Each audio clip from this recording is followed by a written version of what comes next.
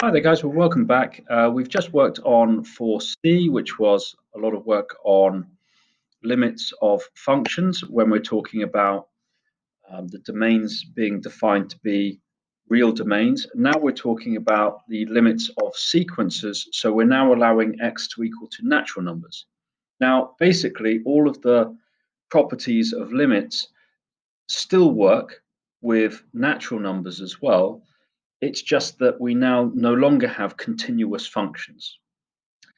Okay, so the sort of starting point of this one is to say, well, if we have, for example, here we go. Let's just do this thing from down here. If we have, for example, the limit of n tends to infinity, so we're using n now to represent the natural numbers of the function 1 over n, a bit like 1 over x, this is still going to give you 0 as we tend to infinity. Okay, it will never actually give you 0, but it will tend towards 0. So the limit of this thing is 0, like your horizontal asymptote. So that's the same as when we're doing the limit as x tends to infinity of 1 over x, so with continuous functions. Okay, so that's what they look at before. Oh, and they define this to be n belongs to your, and they say positive integers. Now remember, in IB speak, natural numbers also include 0. So we could also have said positive natural numbers, and that wouldn't have included 0. But IB does include 0 there, so we couldn't just say natural numbers. Remember, there's some sort of debate as to whether or not 0 is included with natural numbers in terms of its definition. Okay, so there we go. And then there's a little box here that says if the limit of this sequence an as we tend to infinity is L, where L is a member of the real numbers, then the sequence is said to converge. Okay, so in other words, if we're plotting out points and we're tending towards a particular number, maybe we're tending towards 1 as we increase n by 1 each time. Some of those are getting a little bit far away from each other, but as we go from one to the next, if we're tending towards a number as n tends towards infinity, then that's your limit. And the sequence is said to converge. So it's converging to a particular limit. And if it doesn't do that, then it diverges. Now, you might imagine that the sequence, for it to diverge, has to get, infinitely big or infinitely small. And that's often what we're talking about when we're defining something to be divergent. But in this case, they're saying, well, if it doesn't converge, then we're going to call it divergent. It just doesn't converge to a particular number. So that's how they're defining it. Okay, so example number 8. Let's take this one.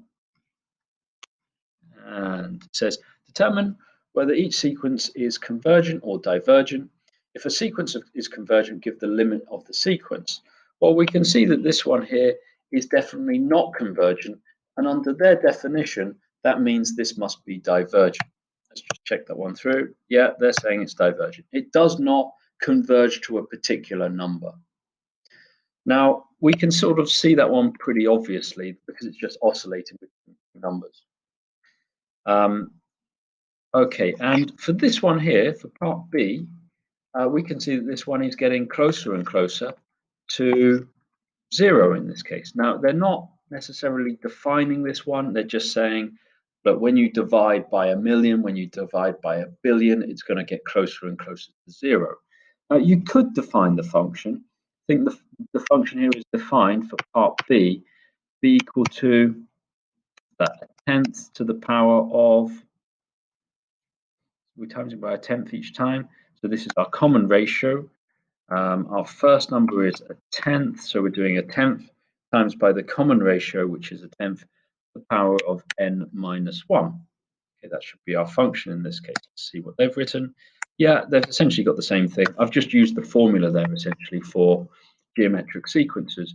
But obviously, if we put 1 over 10 and absorb it into here, we've got one more 10th, and so that's going to bump the power up by 1 as well. and that's going to bring us to a 10th to the power of n. Maybe you could have seen that straight away.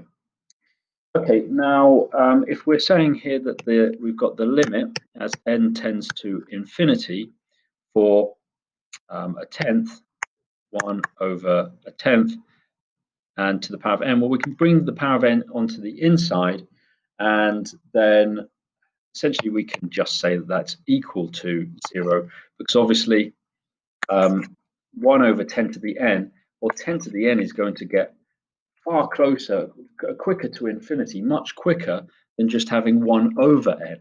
And of course, 1 over n tends to 0. So this is going to be, this denominator is going to get larger far quicker than just having 1 over n. Okay, so I think they'll just accept that as a sort of basis kind of case. Just like saying, for example, of course, the limit of n tending to infinity of 1 over n, we accept to be equal to 0.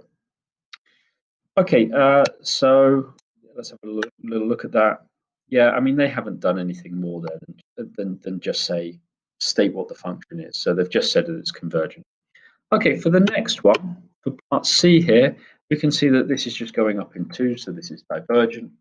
Again, this is just a linear sequence, and it's going to tend to that linear sequence for any choice that you choose to put in. So, for example, un here is equal to 2n. And again, we're getting that situation where we're saying, well, what does n tend towards as we tend to, what does this function tend towards as n tends to infinity? Well, it's going to tend towards 2 lots of infinity, if you like.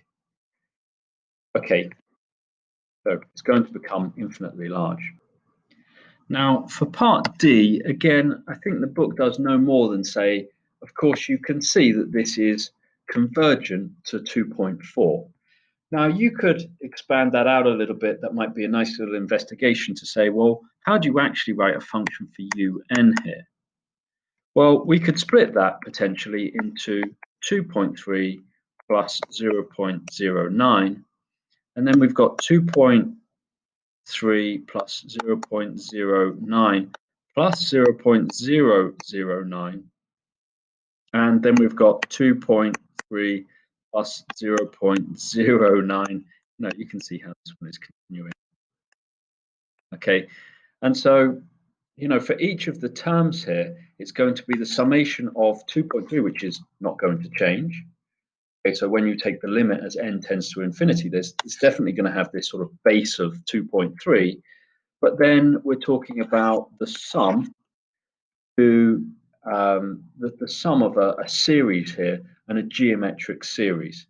Now, I'm not going to take that any further here, but that would be a nice little investigation to then think, well, what is the sum of a geometric series? Because this, of course, is going to give us S3. This here is going to give us S2. This is S1. And what happens to that S1, S2, S3 as we tend to infinity? And you can see in each of those cases, tend to an infinite amount of terms. You can see in each of those cases, the common ratio is going to be 0.1. In fact, I think that's where the book goes next. Let's have a little look. No, that's turning up in the following one, okay? But that's a nice little investigation I was talking about there. And they're saying here, look, the convergent, this part D is convergent as n tends to infinity for un, and it's equal to 2.4. So that's how we write it out. Okay, now example 9, let's take this one here. So this is saying, find the limit of this function as we tend to infinity and confirm your answer graphically. Okay, so we've got n cubed plus 4n divided by this thing on the bottom here. Now, I know if I take the limit of my top here, you know, if I use my properties of limits and then divide that by the limit of n tends to infinity thing on the bottom, well, this is going to become infinitely large, and this is going to become infinitely large here as well. And then I've kind of got a problem, right? Because I've got infinity over infinity. So that's not going to be a good approach. You might remember from last time round that what might be quite useful is actually to do a division of polynomials. Potential way of going forward here as well.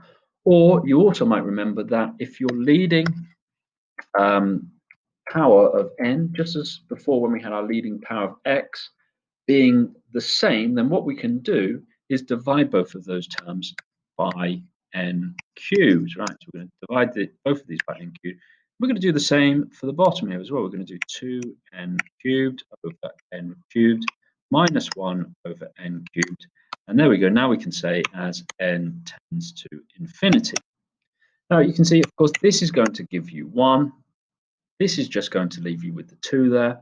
So as n tends to infinity, this limit is going to turn into 1 plus, now this is going to turn into an n squared, but still 4 over n squared is also going to tend to 0. Okay, because that's just all we're doing there is saying, well, we can say that's the limit as n tends to infinity. We can do a little working outside here. It's going to give us 4 lots of the limit as n tends to infinity of 1 over n. And again, we can split up two functions using the properties of functions, and we can split that into 1 over n again. Now, each of these tends to 0 here, so we're going to get the answer of 0 there. So we can split this up into more lines of working out if we want to, but frankly, if you're proficient with the laws of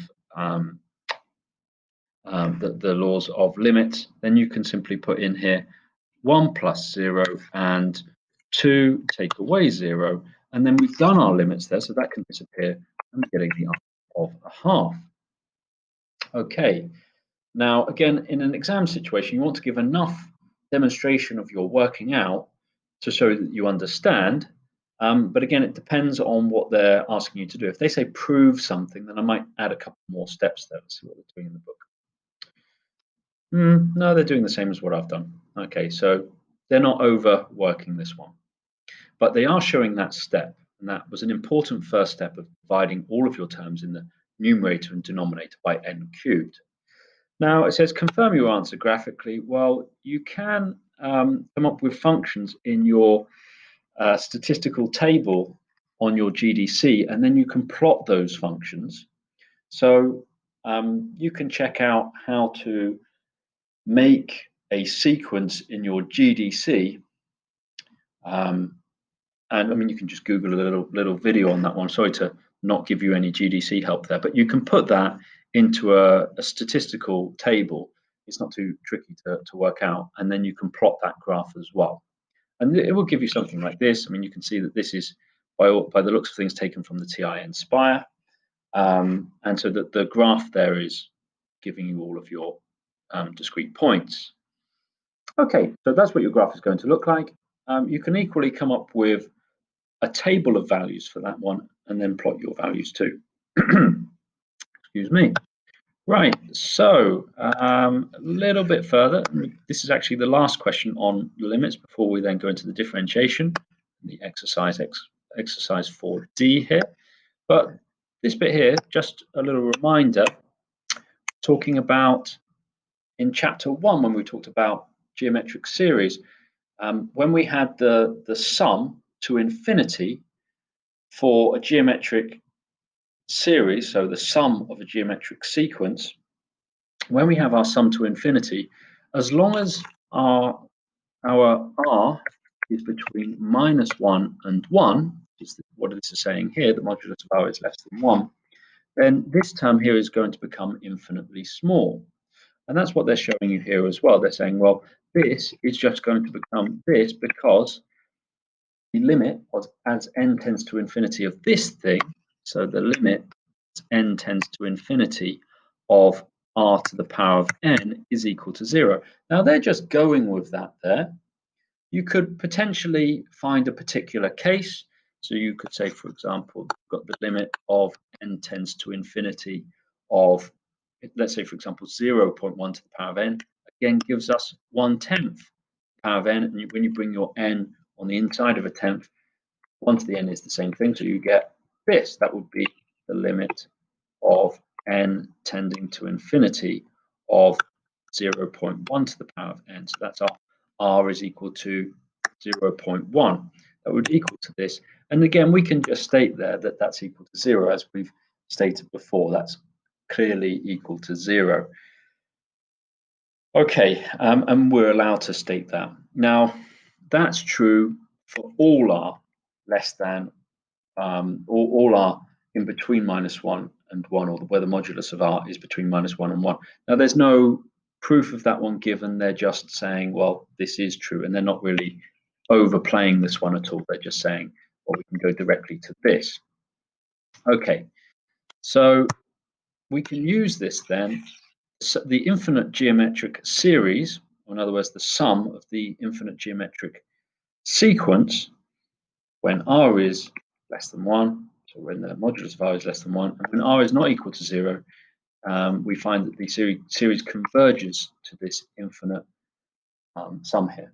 Okay, if it doesn't have this finite sum, then the series diverges. That's how they're defining that divergence. Okay, so let's look at example number 10 then.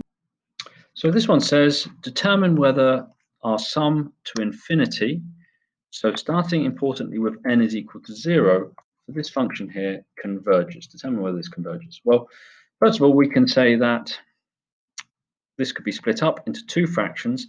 So for example, in each of the cases, for example, when n is equal to 1, when we get 2 plus 5 divided by 5, that could be split into this fraction plus this fraction here. And that can happen for whatever power we have. We can split it into those two fractions. Now, it's also true that when we split them into those two fractions and sum all of those, that when we get, say, for example, 2 plus 3 over 5, and then when we get 2 over 5 squared, essentially, plus 3 over 5 squared, we can also do it in a different order. We could say this to the 1 plus 2/5 squared plus 2/5 cubed, and so on, and then 3/5 to the 1 squared, and so on. So we can split this up into our two summations, and we can essentially say we've got the sum of 2/5 to the power of n plus the summation of 3/5 to the power of n, and that's from n is equal to 0 to infinity. Okay, now that's our first line of working out, I think, or maybe you've done a couple of lines of working out to get there, but that's what we should get to. And now let's just think about what they want us to add together here. So for this one, they're saying they want to add 2/5 to the power of 0. Importantly, this one starts at 0. Okay, so it's not starting at n is equal to 1, which is what you're usually getting with your sequences. You normally start with u1 being the first term in your sequence, not u0. So that's an important little thing to note in this question. Okay, so we're getting here 2/5 to the power of 0, 2/5 power 1, 2/5 squared, and so on. Now you can see that when we're adding these together, what we've really got 1 plus 2/5 squared. Now you can see the common ratio is 2/5 times by each time, and our first term is 1. Okay, let's take some of that back. Okay, so we can now say that this is the summation of that geometric series, which is what we had, where our first term is 1, and we're dividing by 1 minus our common ratio. Our common ratio is 2/5. And this one is the same. A over 1 minus r, 1 minus 2/3. So this becomes 1 over 2/5, which is 5/3. So 1 over 3/5 here. When we take away 2/5, we get 3/5, which is 5/3, and plus 2/3 here by the looks of things. So 2/5, 1 divided by 2/5 gives us, what am I doing? 5 over 2. Okay, there we go. So now we're getting out of 6, 10/6, and we're getting 15/6 there. And of course, that's giving us 25 over 6. And 25 over 6 is 4 and 1/6. Okay, 6 goes into 24 4 times, leaves a remainder of 1. with 1 yet to be divided by 6. I'm explaining how to change improper fractions to mixed fractions to higher level students. Okay, so there's your answer, and that's their answer in the book as well. Okay, I think it's pretty nice to do, actually, questions like that. They're they're actually a fair bit of straightforward algebra. Okay, so there's exercise 4D. There's 6 questions there, some proofs towards the end of it, some good questions for you to do. And after that, we're moving on to differentiation, probably differentiation from first principles to start off with. Yeah, so we're going to look at differentiation from first principles. That's what we're getting into, at least. Okay, well, thanks for listening, and hope to see you back for 4E.